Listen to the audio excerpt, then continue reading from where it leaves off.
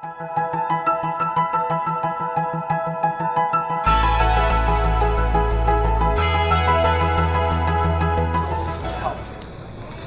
today we will share how IoT and data-driven cleaning redefines the cleaning industries, and looking on everything from cleaning schedule to business process to customer relationships. My name is Anna Königsson Koopmans. I work at Essity in Sweden, and I'm responsible for marketing of Tork EasyCube, which is our digital facility management software for data-driven cleaning. And this is Charlie Lagervik from Microsoft, who we've partnered up with to help us support us on our journey to becoming a leader in the digital space here. Yes, so great to be here. I work as an IoT lead at Microsoft, covering what we call the Western Europe territory. So if you think about what this means for a producer, for the last 100 years, producer has really focused on the internal efficiency, making the internal processes as efficient as possible, and by delivering a product or a service to the end customer somewhere in the end of that process. But with this fourth industrial revolution, we see that the customer is now becoming a center point even in the internal processes. So if you are working with marketing, you need to react to signals that come from your customer. If you are in sales, you now have the opportunity to understand how are your customers using your products, and you could upsell services or understand what is creating value for your customer. And if you are a supplier, you understand what is the current need for the companies that you supply, and you could react to that much quicker. And this is really where you need to combine both your digital services with your physical world. So you can't stop designing good products, but you need to change your processes so they also cope and make a possibility of these new digital relationships that you could have with the actors around you in your value network.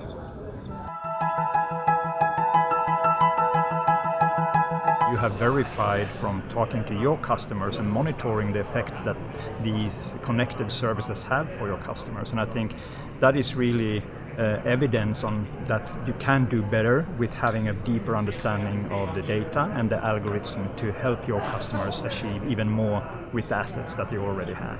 That is also driving a complexity, because your customers are now starting to be more unique in their needs. So you need to be able to cope with the complexity of having an increased number of unique needs from your customers, and you also need to build a very close relationship with each customer one by one. And the only way you could do that is really by using IT technology. And that is where Microsoft comes into this picture, is that we provide the IT infrastructure on a global scale for companies like Essity to build that platform and realize their business value with minimum effort in developing technology and using platforms that already exist.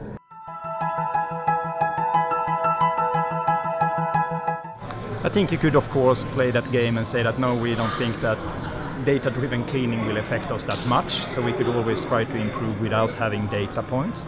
What I think will happen is that the ones that actually embrace this will have a bigger and bigger advantage, and at some point that advantage will be too big for the ones that didn't embrace this initially. So that will mean that playing this catch-up game afterwards instead of embracing this evolution right now will separate the ones that are successful in the cleaning industry from the ones that are less successful. The cost and effort connected to this is really quite significant. What if this could be different? What if you could actually do something about this? Another thing that we know about the cleaning industry is that it's a people business, and the people business is very much about hours. And for a cleaning company, 70 to 75% of their cost is related to labor. So what is more important than making your most important resource more productive and more efficient? And the good thing with data, of course, is that you start getting insights. And what we've seen from insights is that with traditional cleaning, we see that an average company does a lot of dispense checks every day. And we know from data now, from 8 customers and during more than 780 days, that 89% of those dispenser checks are unnecessary. And we all know that these dispenser checks are the bread, or almost the bread and butter of every cleaning schedule. And that's a lot of time that could be spent on something a lot more value-adding than actually a waste of time. So what if you could actually also change this and spend your time and invest your time in something more value-adding and potentially also more revenue-generating?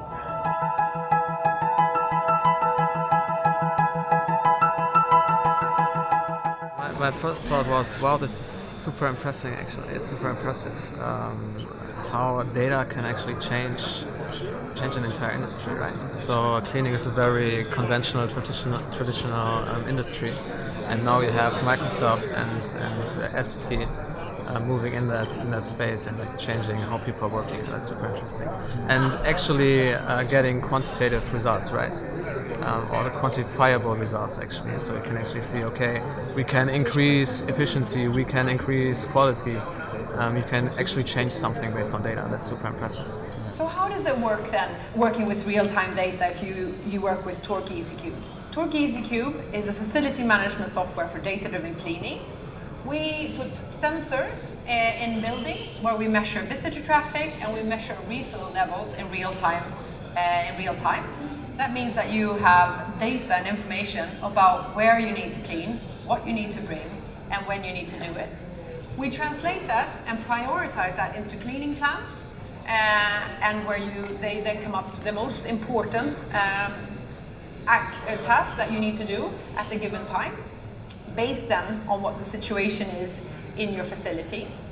And that's then for the cleaners that use it. And then for managers, they have an application where they have a 24/7 overview of what's going on in their facility.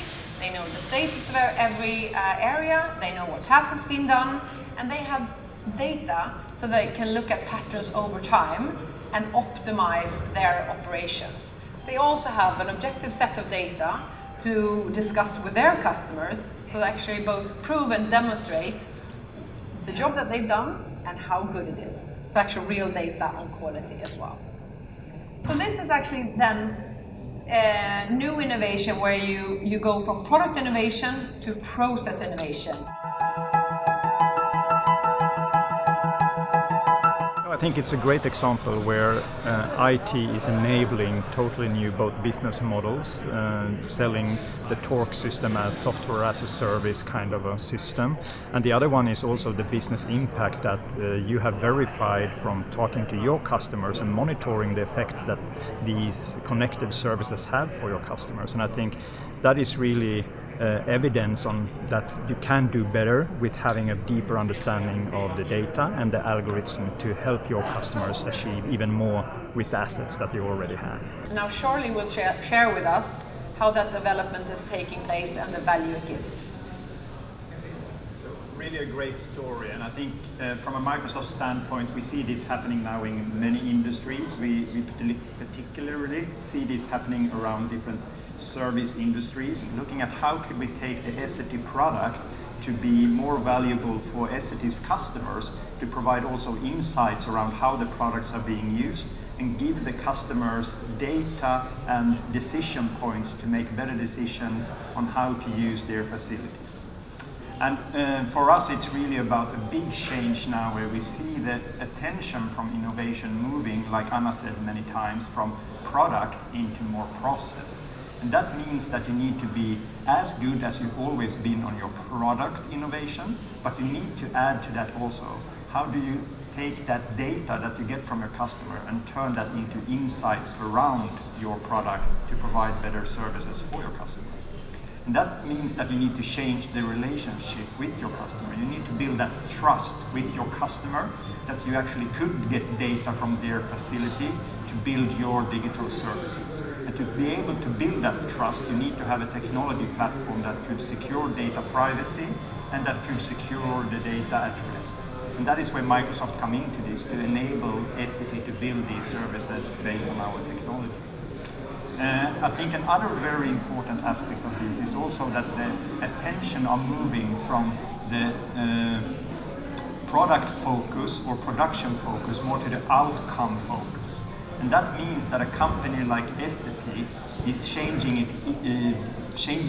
its business models to have more of an outcome-based focus. And if you think about what that really means, it's about Essity moving into helping their customer to get a value from the product instead of just getting a product. And that is giving Essity both the advantage of deeper understanding of its customer, but also providing the possibility for the customer to actually have a tighter relationship with Essity. So you need to get closer to your customers to have the effect of the technology itself.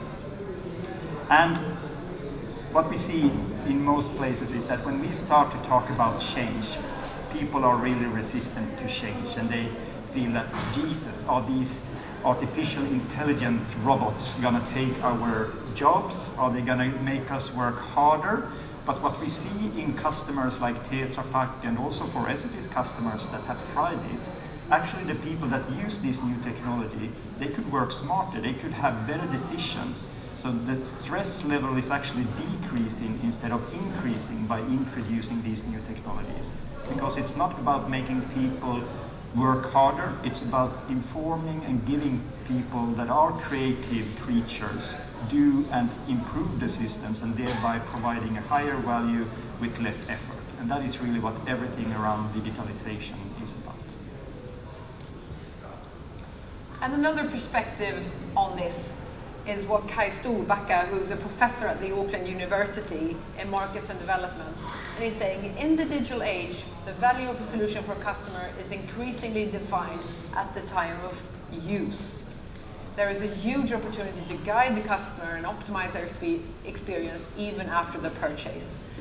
So the value doesn't come from buying one thing and getting it to your office and something going from one balance sheet to the other, but it's actually when you start using a new service, you change your operations, and that's when what I call the magic really starts. And it's from what you can do with the data that is going to make the difference.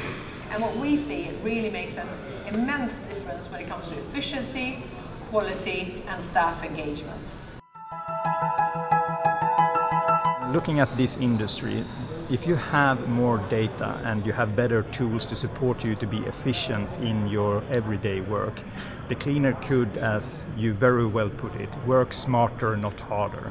And I think this is truly the value for the people that consume and are part of this system, is that the system, if done right, could support them to be more relaxed, less stressed, and have a bigger impact for their customers.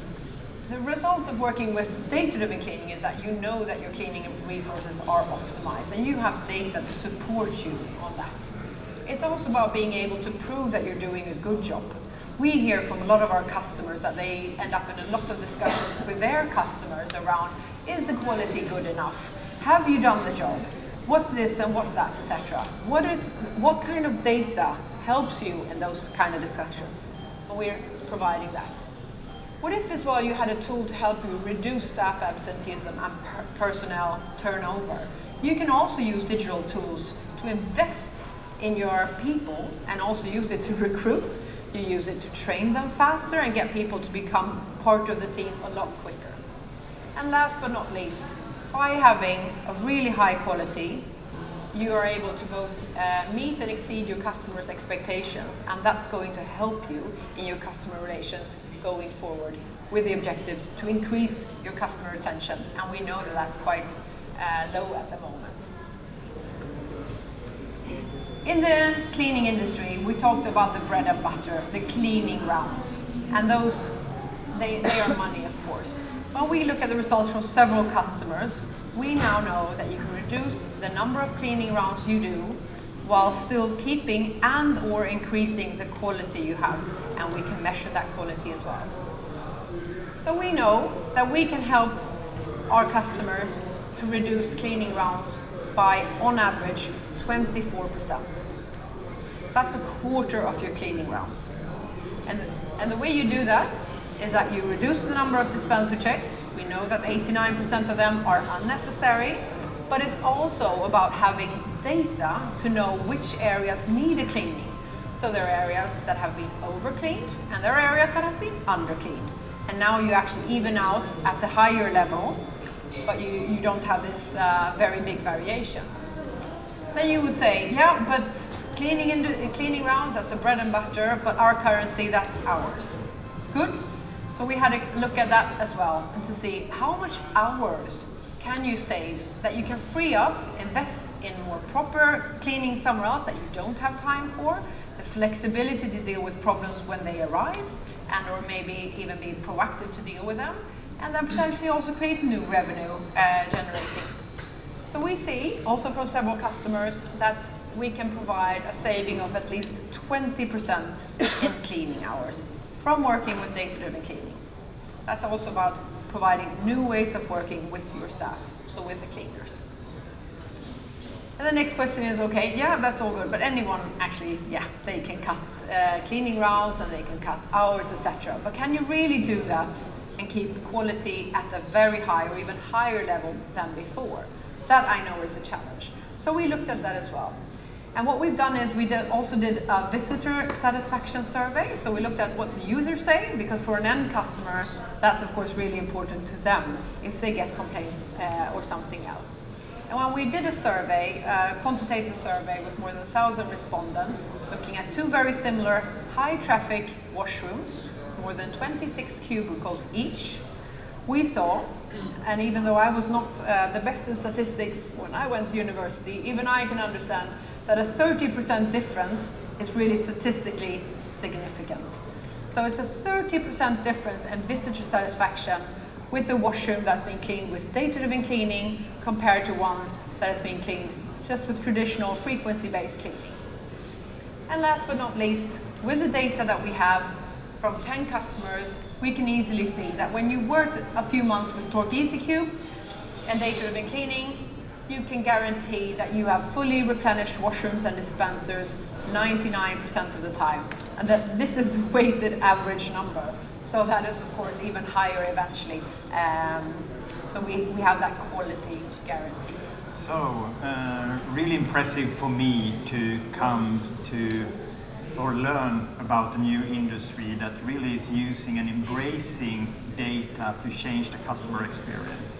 And I think this is a great showcase how, done right, you could manage the complexity that both having a deeper understanding for your customer, but also providing a higher customer satisfaction are providing to your systems of service.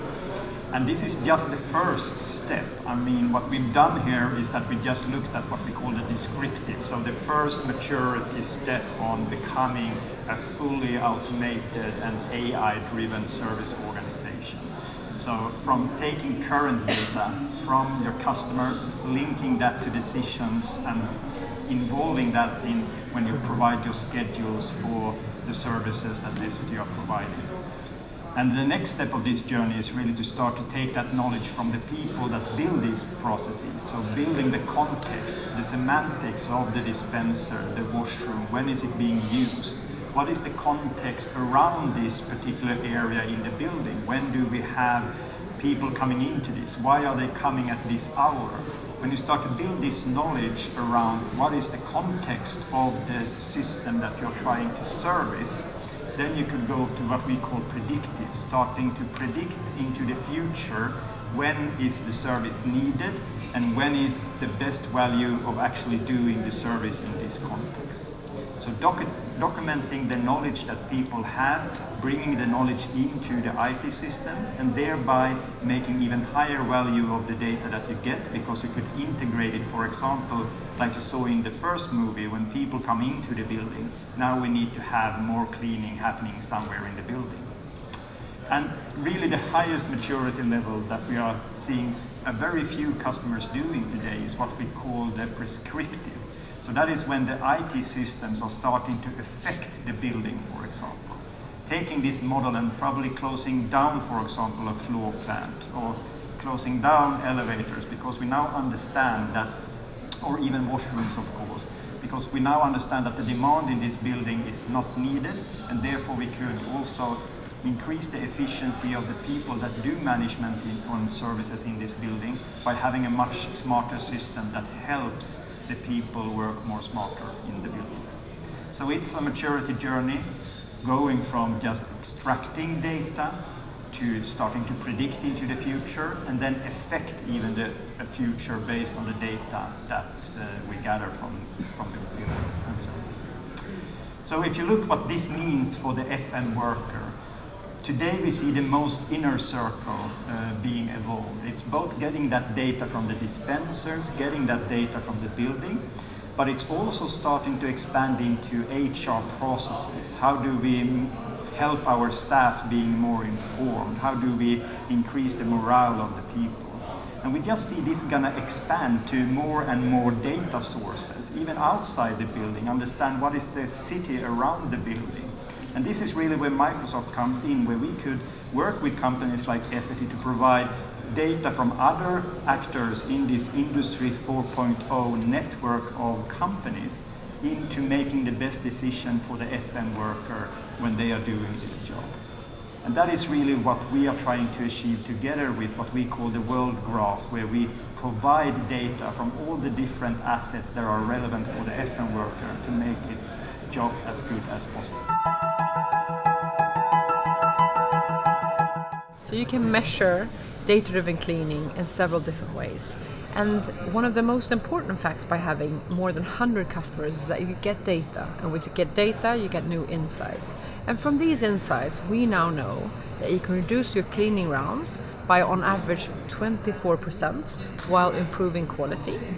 You can save, and by freeing up time, you can save 20% cleaning hours. And you can also give a guarantee that you have washrooms replenished and refilled, ready for use 99% of the time.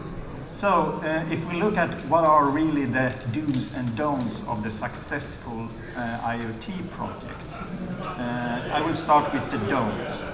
So I think one of the common mistakes that I see when I meet with my customer is that, of course, they reach out to Microsoft because they want to do digitalization and they start to focus on technology. I think for the first time in history now, technology itself is more mature than the business processes. So I would say that I haven't seen close to any case where technology is really the blocker, for new innovation. It's all about business innovation. It might be that the business case is not positive, but it's today very seldom that technology is stopping the innovation. And if you compare to, for example, late 90s, I would say at that time business models were more mature than technology, and therefore we didn't see this boom of digitalization happen in the late 90s. But today we have connectivity, we have sensors that are at the right price point, and we also have a maturity in the value network to provide these new services. Another thing to keep in mind is not to build your own IT tools. The IT tools today are really mature, and that's why Microsoft have partnered with Essity. We provide the IT infrastructure. The value of building this infrastructure is very low if you compare to actually taking that innovation and building on top of that infrastructure. Focus on business value instead of just enabling technology. Because the technology today exists and it's available at a very low price point.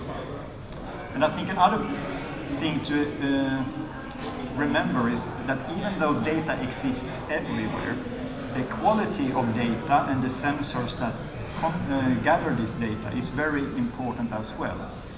We often come to a customer that says that we don't have a data problem, we have so much data. But when we start to look into the algorithms and we start to look at what could we actually get as a value out of this data, we discover that the quality of the data and the context around the data is too low to make any good predictions. So I think that is also something to keep in mind, that the quality of data is as important as the volume of data.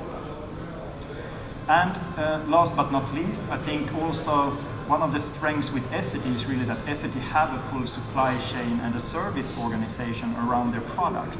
And this is a really important thing to even invest more in if you're going to be successful with your digitalization. It's all about changing the focus from the product to that new services model. And if you don't have supply chain, you don't have a field organization, either your own or a channel organization, you will not be able to cope with being close and provide quality services for your customers. If we move over to the do's, I think one of the key elements of succeeding with digitalization is to have a senior business sponsorship. And that is really what we have done with Essity as well. So we met with the senior business team at Essity, and we had a business-driven conversation around how Microsoft and Essity should partner on a business level. And from that sponsorship, we have then been able to drive all kinds of change, both on technology, but more on other aspects like the processes, how do we interact with suppliers, how do we interact with our customers.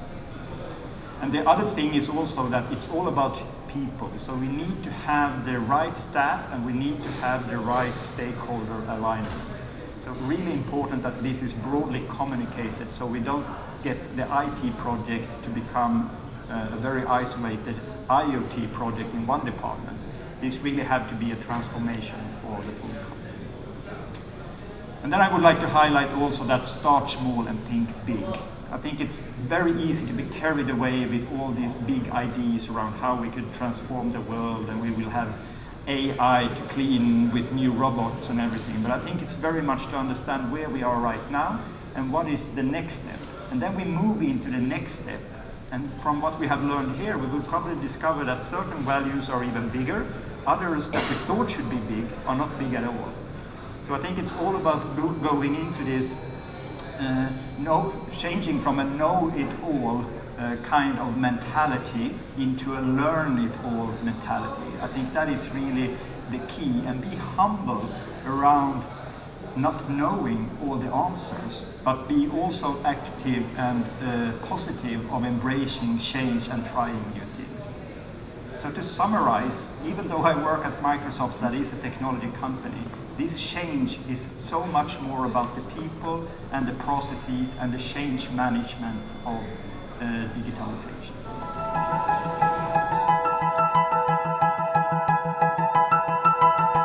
A huge interest that we got in Tork EasyCube and data-driven cleaning.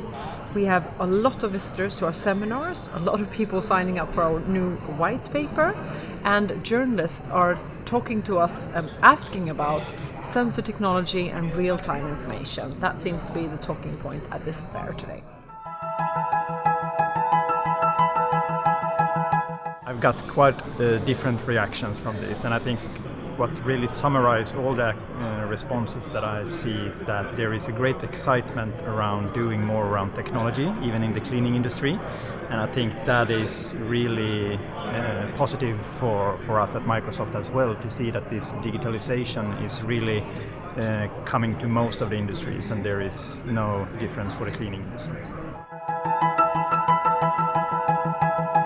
The cleaning industry is a traditional industry and a people industry, and in this industry 70 to 75% of cleaning companies' costs are people and labor. So what is more important than to invest in this resource and make it more productive? So data-driven cleaning will help people work smarter, not harder, and the value of that is that you can improve operational efficiency, you can increase quality and customer satisfaction, and then of course you invest in your staff and you boost their engagement.